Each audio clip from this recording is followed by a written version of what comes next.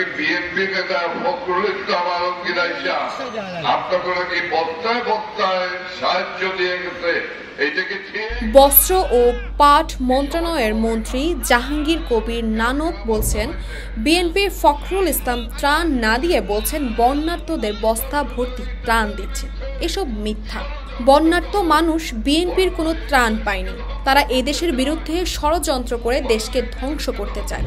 সরকারের উকুন বাছাই তাদের কাজ। হাজার কোটি টাকা লুটপাট করে লন্ডনে পালিয়ে আছে বিএনপির বড় নেতা। মঙ্গলবার দুপুরে তাহিরপুর উপজেলার আওয়ামী লীগের আয়োজনে বন্যায় ক্ষতিগ্রস্তদের মাঝে ত্রাণ সামগ্রী বিতরণ অনুষ্ঠানে প্রধান অতিথি বক্তব্যে এসব কথা বলেন তিনি।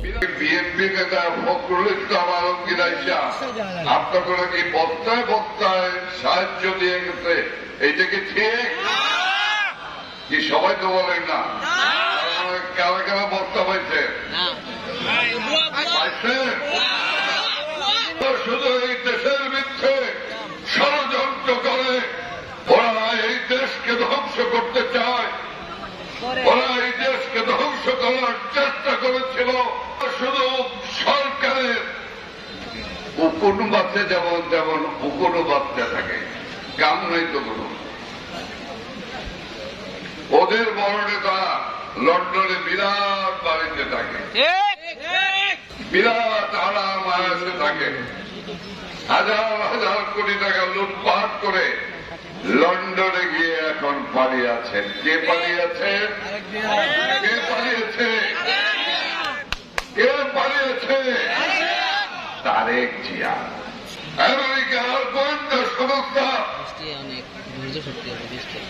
তারা সে সাক্ষী দিয়ে দেশ থেকে অর্থ পাচারের সাক্ষী দিয়ে তারপরে মামলায় সাক্ষ্য দিয়েছে, সেই মামলায় সাজা হয়েছে। তারপরে ওদের লজ্জা হয় না।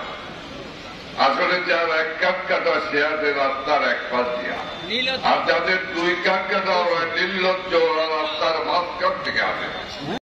এ সময় মন্ত্রী আরও বলেন, আমেরিকার গোয়েন্দা সংস্থা দেশ থেকে টাকা পাচারের সাক্ষী দিয়ে সেই মামলার সাজা হয়েছে।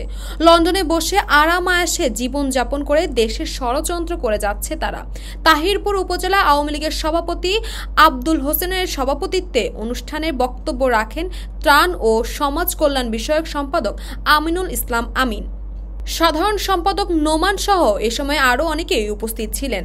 এ সময় বন্যায় ক্ষতিগ্রস্তদের মাঝে ত্রাণ সামগ্রী তুলে দেওয়া হয়েছে। তাসপিয়া তাবাসসুম, এই সময়।